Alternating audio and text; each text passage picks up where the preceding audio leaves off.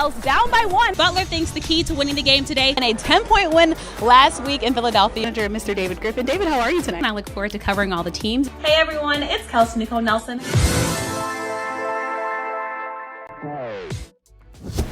Cam, thanks so much for joining me here on The Life. First off, how are you feeling? How are you doing? And going back to just home and where you're from, I mean, if I had to ask your parents, Cam, what you were like as a kid, what would they say about you? Welcome back to the Best of Unfiltered, presented by Pepsi, the official soft drink of the Washington football team. Now, on this week's episode of The Fit, I had a chance to interview Morgan Moses from inside his own closet that included a legit bank vault lock on the door. Wow, you could say he takes his fashion game pretty seriously. Let's check it out. Now, on this week's episode of The Life, I was joined by Washington linebacker Jon Bostic, who talked about his love for traveling as he gets this, is trying to go see all the 7 wonders of the world. Kelsey Nicole Nelson here outside the API practice facility with offensive line coach for the Washington Valor, Deontay Savage. Deontay, your last game, I know it probably scared you a bit. It scared us fans. You guys had 22 second half points.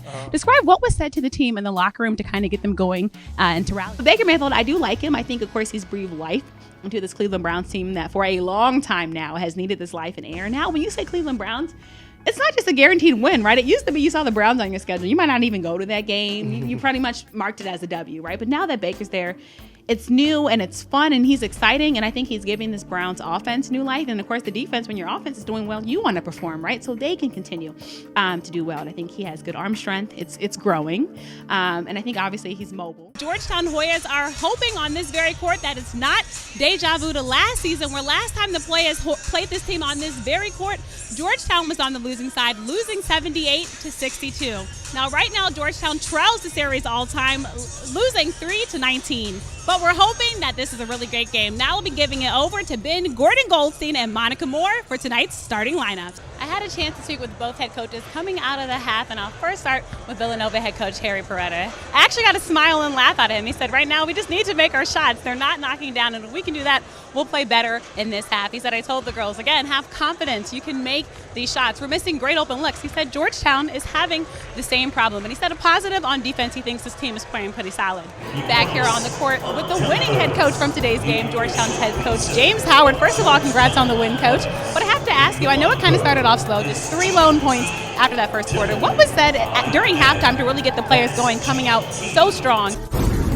Hello, everyone, and welcome into our NBA Finals edition of Last Night Tonight, presented by Valley Sports. I'm your host, Kelsey Nicole Nelson, joined by our NBA insider, Brandon Scoopy Robinson, who's joining us live at the conclusion of Game 2 at the Chase Center. Scoop B, lots to talk about in this one. We heard them playing too short in the arena before the game ended, and better believe, folks, that there will be lots of that blasting tonight in the Bay Area. In front of a sellout crowd, the Warriors dominated the second half, protecting home court, scoring a dub for the Dubs. The series, folks, is now knotted up at 1-1. Warriors spoiling Al Horford's recent birthday celebration.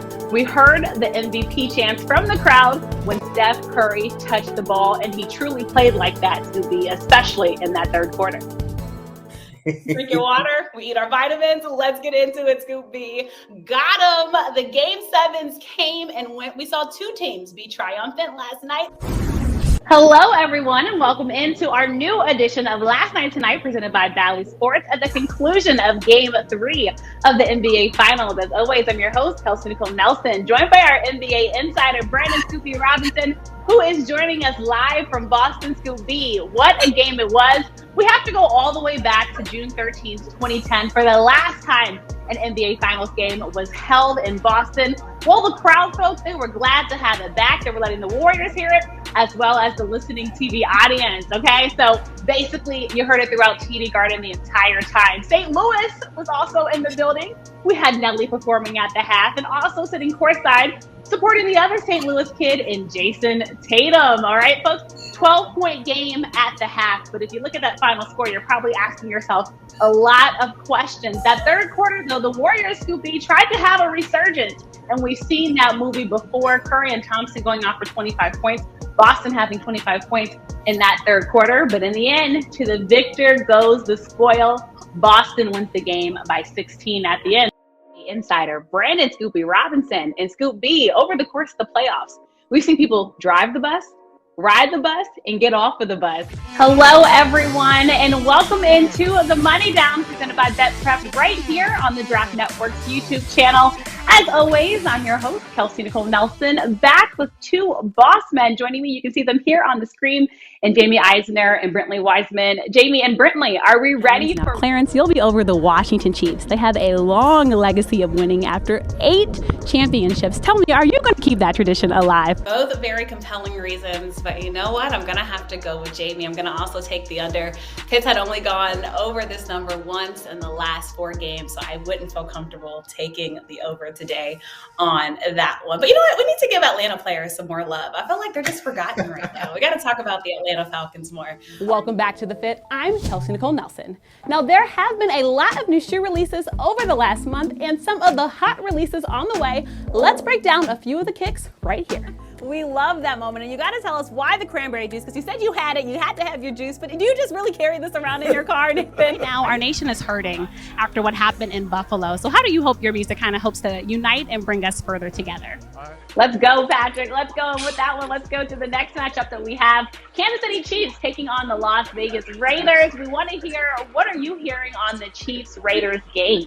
And this year we're talking about the continued growth of the WNBA. How does that make you feel as a minority? Here at Fight Night DC with a face and name we know very well here in the DC area, the one and only Mr. Sugar Ray Leonard. What brought you out to this fantastic event tonight? Well, right now, the Washington football team is not leading any stats on offense or defense. So I think that answers your question. But I want to go back to the conversation that we're having right now about the quarterback. I hear what you guys are saying, but it's a different league right now. We are right now in a league where franchise quarterbacks are the teams right now that are winning. We can look at Joe Burrow right now in the Cincinnati Bengals team and just the change that they've had. They fixed their offensive line, and Joe Burrow is playing some of the top football. I mean, you can look at all across the league where you see Aaron Rodgers and the Green Bay Packers clinching. That's for a reason. And I think the Washington football team, yes, we can look at coaching and things like that, but also I'm looking at a Raiders team that went through something with their head coach, and they just found a way to win a game, and they're still right now in the playoff hunt. So I hear everything that's being said, but I think it does have to start with the players, and you want to make Washington, D.C. a destination point. We've been talking about Terry McLaurin. If you want to keep Terry McLaurin in Washington, I better get him somebody that can throw him the football, which means you need a franchise quarterback. You need somebody to be that guy. I know, the competition is on, right? I'm looking forward to it. It always happens. Me and Kelsey go against each other at least one game per week, and normally I always lose, so it doesn't look good. And I hope that continues, Brentley. I'm sorry, but I want to keep winning. There you go. But it's always good to have the good head-to-head matchups. And talking about another head-to-head matchup, let's head over to the Arizona Cardinals and Cleveland. Yeah, look, Tony, the race for the NFC East just got that much harder for the Washington football team to catch up to. This game severely hurt their chances in the playoffs. And we were finally talking about the playoffs in Washington, Tony. We were talking about how this team had turned around just a couple of weeks ago. All of us on the screen were all smiles talking about 4 wins in a row. Then we saw that Dallas game, and then we saw what happened last night with the Philadelphia Eagles. And yes, the Philadelphia Eagles, they know their identity, running the football, and that's what they did well after that first quarter. Washington dominated that first quarter, and then it was a tale of two different games, it seemed like. I mean, the defense all of a sudden turned, and they could not stop the run. I mean, they were getting down the middle. Goddard, I mean, the tight end was finding spaces and gaps in the defense. I was like, Tony, I wanted to get in the game. I mean, it was just too easy. We let a tight end get 135 yards, and then he's wearing an elf outfit after the game, celebrating what he did to our Washington defense. Back on the red carpet for the inaugural Fight for Children honors with Mr. John Thompson III. Mr. Thompson,